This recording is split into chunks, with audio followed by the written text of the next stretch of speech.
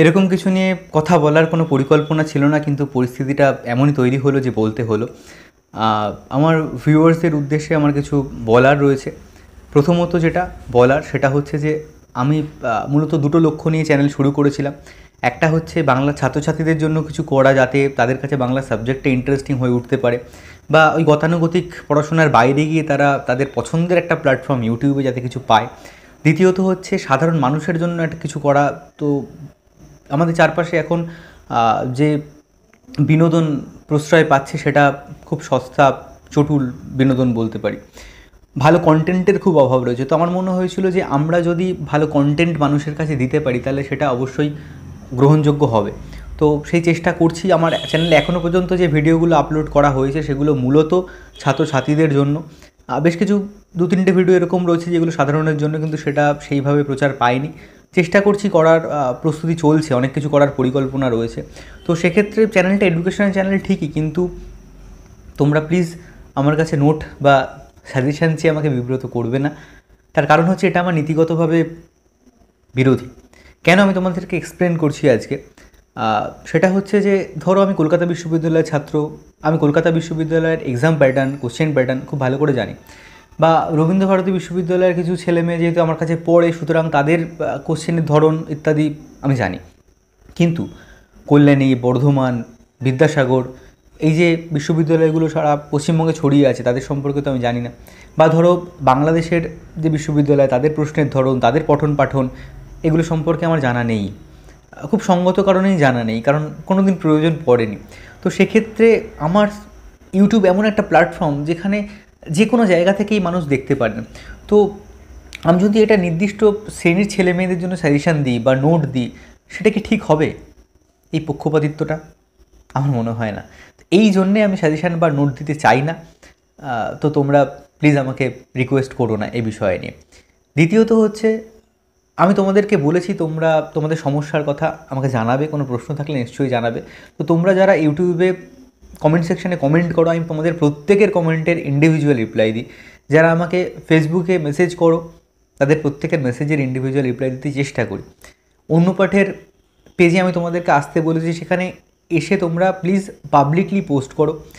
তার ফলে যেটা হবে যে আমি ছাড়াও বাকিরাও সেই আলোচনায় অংশগ্রহণ করতে পারবেন, বা আমি ছাড়াও বাকিরাও সেখানে উত্তর দিতে পারবে। 130 জন আপাতত রয়েছে, এই সংখ্যাটা নিশ্চয়ই বাড়বে।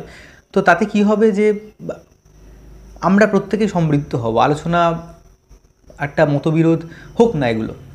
আমি তোমাদের প্রথমেই একটা ভিডিও করে বলেছিলাম যে তোমাদের এই জন্যে আমি পেজটা তৈরি করেছিলাম যে তোমরা আসো, কিন্তু এখনও পর্যন্ত তোমরা কেউ পোস্ট করোনি। পাবলিকলি পোস্ট করা কি যাচ্ছে না আমি জানি না, আমি আরেকবার রিভিউ করে নেবো সেটা। তো সেখানে এসো, তাহলে দেখবে ভালো হবে যে আমরা সবাই পার্টিসিপেট করতে পারবো একটা বিষয় নিয়ে। তোমাদের ইন্ডিভিজুয়াল যখন আমি রিপ্লাই দিচ্ছি, ধরো কেউ আমাকে কোনো একটা প্রশ্ন করলে, তো সে আর আমি জানছি না, বাকিরাও যদি দরকার থাকে জানতে পারবে, বা কোনো যদি সংযোজন করার থাকে তো তারা সেটা করতে পারবে। তো সেটা করো। আর যেটা হয় যে তোমাদের পক্ষ থেকে এত জিজ্ঞাসা, এত মেসেজ আসে, যেগুলোর সব কটার উত্তর দিয়ে ওঠা আমার পক্ষে সম্ভব হয় না। কেন হয় না? কারণ আমারও তো একটা ব্যক্তিগত জীবন আছে, নিজস্ব পড়াশোনা রয়েছে, তো সেটা সামলিয়ে সময় পাই না খুব একটা। ইউটিউবটা এমনিতেই খুব সময়সাধ্য কাজ, মানে এই যে ভিডিওটা আমি তৈরি করছি না, এটা যখন পোস্ট করবো এটার পিছনে আমার অনেকটা সময় চলে যাবে। তো এই জন্য এই সমস্ত ফালতু বিষয় নিয়ে করতে চাইনি, কিন্তু করতে হলো কারণ আরও কিছু কথা বলার আছে।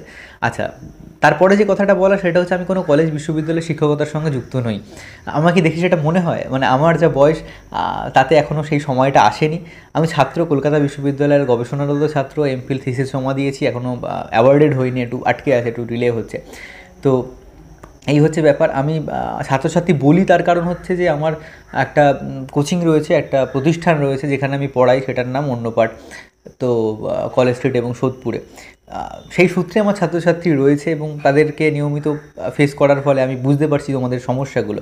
6 বছর ধরে আমি যুক্ত আছি শিক্ষকতার সঙ্গে। যেদিন থেকে গ্র্যাজুয়েশন পাশ করিনি আর কি, থার্ড ইয়ারে পড়ি, তখন থেকেই আমি পড়াই। স্নাতক এবং স্নাতকোত্তর অবশ্যই স্নাতকোত্তর পাশ করার পর পড়াই। তো এই হলো ব্যাপার। আর আরেকটা কথা যে আমরা প্রত্যেকেই না সবটা কেউ জানি না। আর একটা জিনিস, আমরা প্রত্যেকেই ছাত্র। তিনি যদি শিক্ষক হন তবু তিনি ছাত্র। যে শিক্ষকের মধ্যেই ছাত্রসুলভ জিজ্ঞাসাটা নষ্ট হয়ে যায়, তিনি আর এগোতে পারেন না। তো আমরা কেউই পুরোটা জানি না। তো আপনারা যারা আমাকে মেসেজ করছেন বা ফোন করে আমার যোগ্যতার পরীক্ষা নিতে চাইছেন বা আমার যোগ্যতা নিয়ে প্রশ্ন করছেন, প্রথমত আমি যোগ্য এই কথাটা আমি কোথাও বলিনি, সুতরাং যোগ্যতা নিয়ে প্রশ্ন করার কোনো অধিকার আপনার নেই। আর আমি কেন আপনার প্রশ্নের উত্তর দিতে যাব? তবুও আপনারা যখন কথা বলেন, আমি যারা এরকম কথা বলেন তাদের বিনয়ের সঙ্গে সহিষ্ণুতার সঙ্গে তাদের উত্তর দিই, তাদের সঙ্গে কথা বলি। বিনয়কে বা সহিষ্ণুতাকে দুর্বলতা মনে করবেন না প্লিজ, সেটা কিন্তু নয়। আর আপনারা যদি আমার থেকে বেশি জানেন, অবশ্যই জানতে পারেন, আমি জানি এরকম দাবি আমি কখনোই করিনি, যেটুকু জানি সেটুকুর মধ্যে থেকে চেষ্টা করি।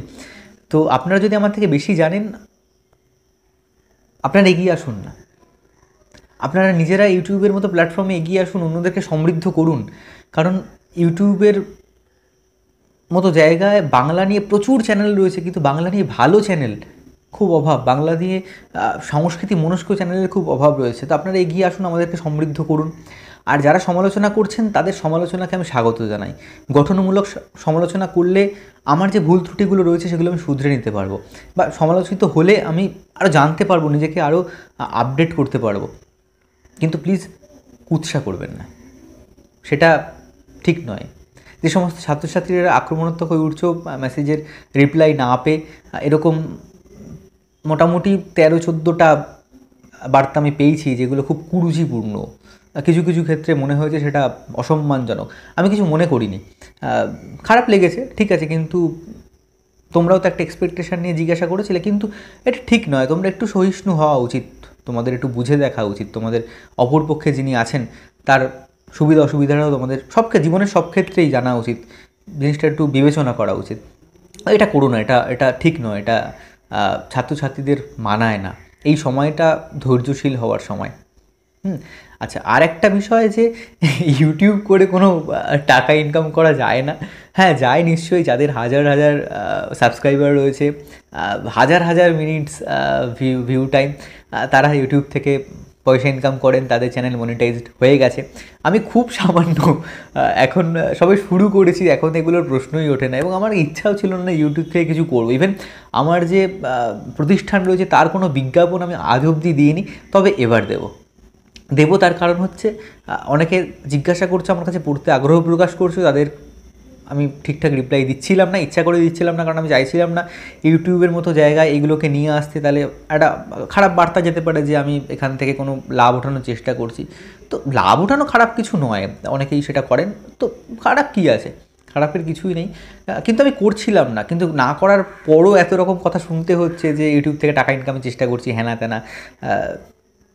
তো করেও থাকলে কোনো প্রবলেম নেই, যাই হোক, আমার সেরকম ইচ্ছা ছিল না, কিন্তু এটা এবার করতে হবে আর কি। মানে এবার থেকে আমি জানিয়ে দেবো আমার প্রতিষ্ঠানের ব্যাপারে, কারণ তোমরা এতজন ইন্ডিভিজুয়াল জিজ্ঞাসা করছো, সবাইকে ইন্ডিভিজুয়াল রিপ্লাই দেওয়া তো সম্ভব নয়।